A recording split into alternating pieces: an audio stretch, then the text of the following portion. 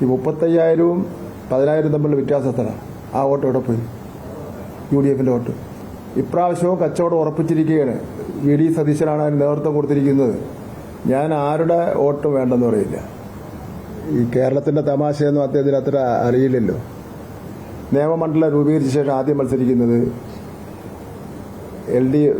LDFന്റെ സ്ഥാനാർത്ഥി ഞാൻ, UDFന്റെ സ്ഥാനാർത്ഥി ചാരുപ്പാറ രവി, BJPയുടെ സ്ഥാനാർത്ഥി O രാജഗോപാലൻ സാർ.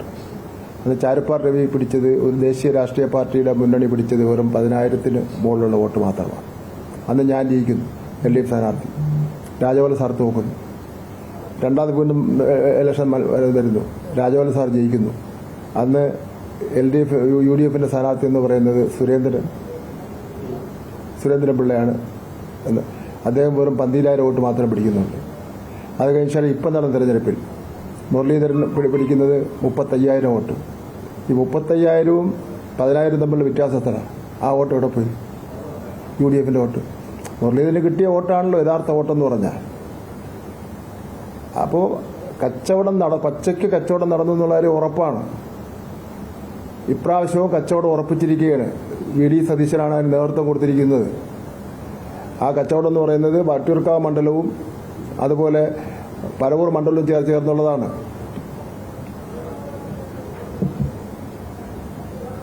അപ്പോൾ ആ കച്ചവടം അവർ ഉറപ്പിച്ചിരിക്കുകയാണ്.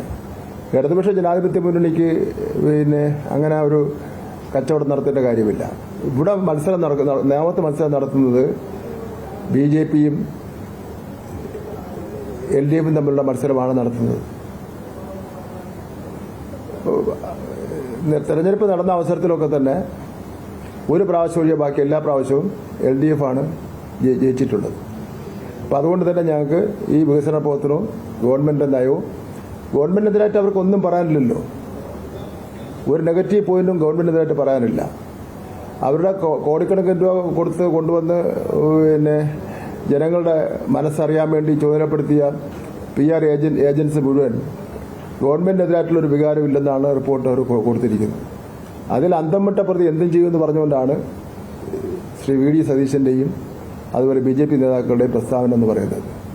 ഇടതുപക്ഷ ജനാധിപത്യ മുന്നണിക്ക് വളരെ അനുകൂലമായിട്ടുള്ള ഒരു തരംഗമാണ് കേരള സംസ്ഥാനത്താകെ തന്നെ വന്നിട്ടുള്ളത്.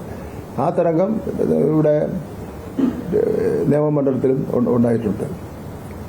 അപ്പോൾ ഈ കേരളത്തിന്റെ വികസനത്തിന് വേണ്ടിയോ നിയമത്തിന്റെ വികസനത്തിന് വേണ്ടിയോ ഒരു കാലഘട്ടത്തിലും അധികാര സ്ഥാനത്തിൽ ഇരുന്ന അവസരത്തിലും അല്ലാത്ത അവസരത്തിലും ഒരു രാജ്യം ഭരിക്കുന്ന ദേശീയ രാഷ്ട്രീയ പാർട്ടിയുടെ ഈ സംസ്ഥാനത്തിന്റെ പ്രസിഡന്റ് എന്നുള്ള നിലയിലും അദ്ദേഹം ഒരു കാര്യവും ചെയ്തിട്ടില്ല എന്നുള്ളതാണ് ഏറ്റവും പ്രധാനപ്പെട്ട സത്യം. ആ സത്യം കേരളത്തിലെ ജനങ്ങൾക്കറിയാം. ആ അറിവ് അവർ വോട്ടിലൂടെ അവരെ ഒന്നുകൂടെ തെളിയിക്കും എന്നുള്ള കാര്യത്തിൽ ഒരു സംശയം വേണ്ട.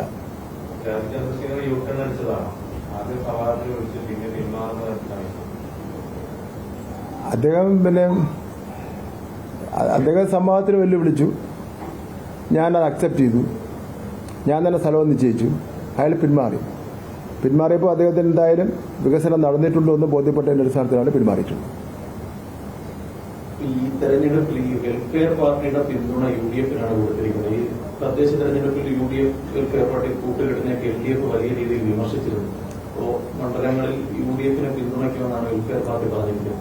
പക്ഷേ ഈ BJP രണ്ടാം സ്ഥാനത്ത് വരുന്ന മണ്ഡലങ്ങളിൽ ഇടതു മുന്നണിയെ പിന്തുണയ്ക്കാവുന്ന നിലപാടും. അപ്പൊ അങ്ങനെയാണെങ്കിൽ നിയമത്തെ അത്തരത്തിൽ പിന്തുണ സ്വീകരിക്കും. ഒരു സ്ഥാനാർത്ഥി എന്നുള്ള നിലയിൽ ഞാൻ ആരുടെ വോട്ടും വേണ്ടെന്ന് പറയില്ല. സ്ഥാനാർത്ഥിയെ മത്സരിക്കുമ്പോൾ ഇന്ന ആൾക്കാരുടെ വോട്ട് മാത്രമേ സ്വീകരിക്കുള്ളൂ എന്ന് പറയാൻ പറ്റില്ല. ജനമാണ് വോട്ടേഴ്സ് ലിസ്റ്റിൽ ഇന്ന പാർട്ടിയിൽ നിന്ന് വോട്ടേഴ്സ് ലിസ്റ്റ് എഴുതിയിട്ടില്ലല്ലോ. അപ്പോൾ അതുകൊണ്ട് സ്ഥാനാർത്ഥി എന്നുള്ള നിലയിൽ ഞാൻ ഏതെങ്കിലും ഒരു പാർട്ടിയുടെ നയം പറയാൻ വേണ്ടി ഞാൻ ആളല്ല. സ്ഥാനാർത്ഥി എന്നുള്ള നിലയിൽ ബഹുമാനപ്പെട്ട ഏത് വോട്ടർമാരുടെയും വോട്ട് വളരെ ബഹുമാനത്തോടുകൂടി ഞാൻ സ്വീകരിക്കും. അതിനെനിക്ക് ഒരു മടിയുമില്ല.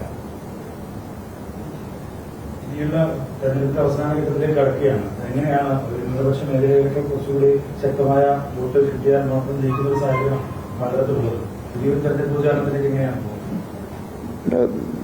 കഴിഞ്ഞ മൂന്ന് തെരഞ്ഞെടുപ്പിനേക്കാൾ വ്യത്യസ്തമായ അനുകൂലമായ അന്തരീക്ഷമാണ് നിയമത്തുള്ളത്.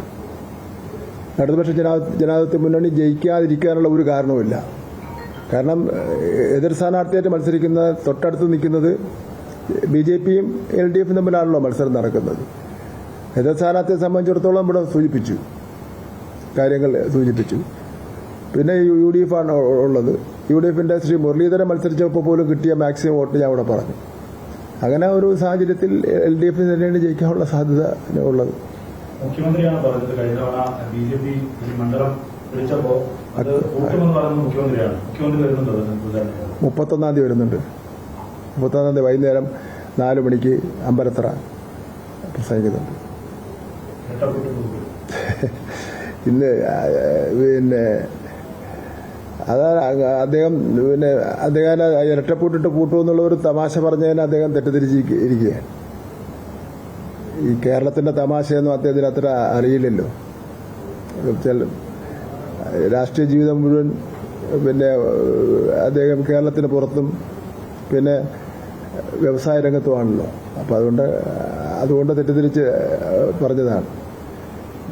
ഞങ്ങൾ ഉദ്ദേശിക്കുന്നത് പിന്നെ ഞങ്ങൾ വീണ്ടും BJP ജയിക്കുന്നതിന് വേണ്ടിയുള്ള ഒരു അന്തരീക്ഷം ഉണ്ടാക്കുന്ന പ്രശ്നമേ ഇല്ല.